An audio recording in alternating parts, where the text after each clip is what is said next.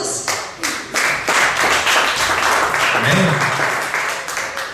Muito bem, irmãos. Nós vimos aí que nós louvamos ao Senhor, apresentamos da melhor forma que nós temos para Jesus. Se esforçar mais um pouquinho, sai mais um pouco melhor, né? E eu creio que mesmo nessa data de frio, né, nós estamos ganhando só de estarmos aqui louvando e glorificando a Deus, né? Enquanto às vezes muitos que poderiam estar, talvez, provavelmente, e tinham tudo para estar e não estão, eles estão perdendo. Mas o que estão perdendo, nós estamos ganhando por ele. Amém? Mas a Bíblia diz assim que dá graça em tudo. E vamos agradecer ao Senhor, né, por esta rica oportunidade que nós temos, que Deus tem nos concedido aqui.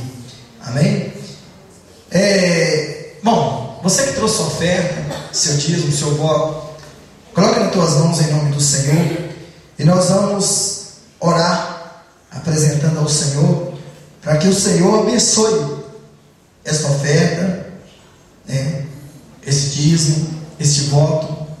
Que Deus vá trabalhando mais na tua vida e abrindo porta. Aonde não existe porta, Deus abre para você entrar. Amém? Então vamos apresentar ao Senhor. Vamos orar. Eterno e soberano Pai, nesta noite estamos na tua presença, te pedindo ao Senhor perdão por práticas, obras, por palavra, por pensamentos.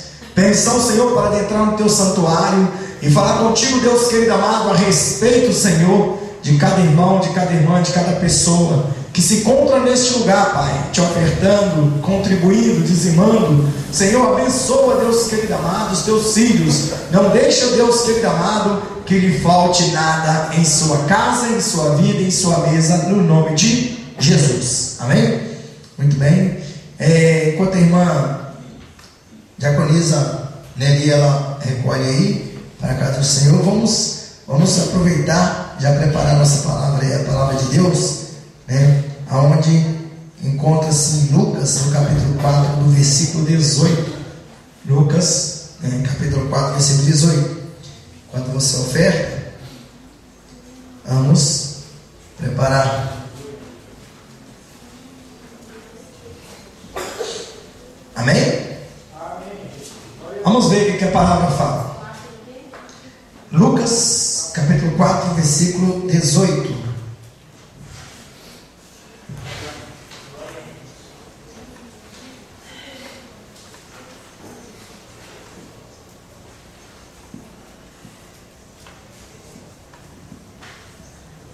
Quem achou, diga amém?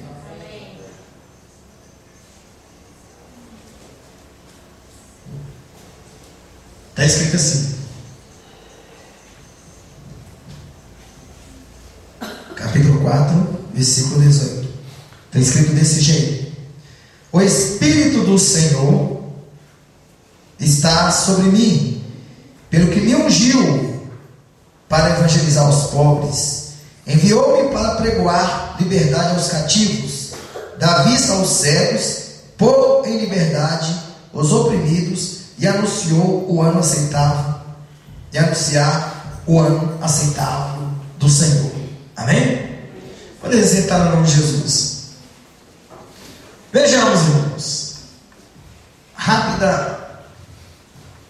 em rápidos reflexos, podemos ver dentro dessa palavra, segundo o que a palavra de Deus tem nos ensinado.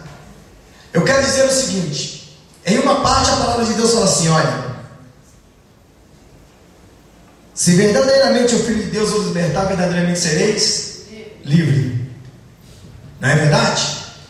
Muitas vezes nós até pensamos que somos livres e não estamos. Mas o que é preciso? Primeiramente, nós temos que entender que nós somos muito importantes para Cristo.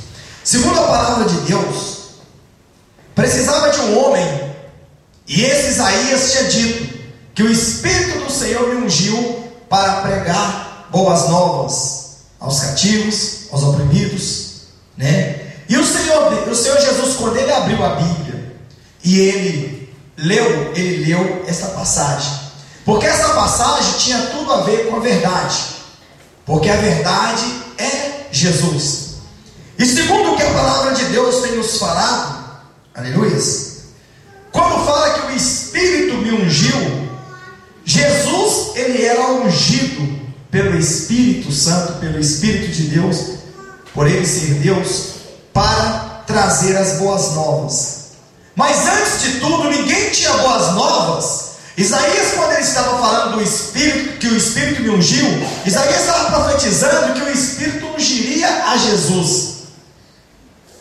E a Bíblia diz que naquele momento, quando o Espírito estava sobre Cristo, alguma coisa diferente, ou seja, diferente acontecia. Quando o Espírito está sobre você, alguma coisa diferente tem que acontecer na sua vida. Aleluia. A primeira coisa que acontece quando o Espírito de Deus está na nossa vida, primeiramente, é a mudança total na nossa vida espiritual. Aleluia. Quando você sente que você mudou, irmão, você pode ter certeza de uma coisa, que esta mudança é divina, e ela não foi por homem. Jesus, quando ele leu aquelas palavras para aquele povo naquela cidade, ali de Nazaré, e ele disse: o Espírito do Senhor, Isaías disse que o Espírito do Senhor está sobre mim, pelo que ele ungiu para evangelizar aos pobres. O que Jesus veio fazer? Evangelizar aos pobres. O que Jesus veio fazer? Dar vida a quem estava morto. Mas voltando um pouco mais, o importante de tudo isso não era ressuscitar somente as pessoas, não era curar somente as pessoas, que Jesus foi ungido para isso, não. A real unção total que Jesus tinha sobre a sua vida era a salvação. O desejo dele era salvar, porque não adianta você ter uma mudança e não ser salvo. O que importa é você mudar e ser salvo, porque quando você muda e verdadeiramente o Filho de Deus vos liberta, o reino do céu é bem-vindo para você e você para ele. Quando Jesus veio a este mundo, Isaías estava profetizando que ele viria, e naquele momento me coloco eu como estava ali, eu me coloco quando Jesus, por exemplo, estava na cidade de Nazaré, aí o povo se reunia a ele. Eu também em espírito posso me locomover ou me trasladar em espírito alguns mil séculos atrás, né? E posso ver neste momento e ouvir Jesus lendo essa palavra para o povo.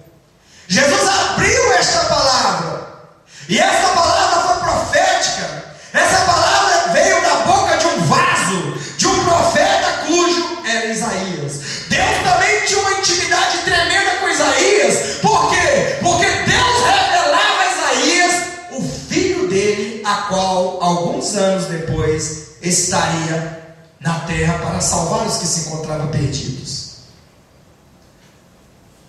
E quando Jesus abriu esta palavra, eu posso sentir como se ele sentisse.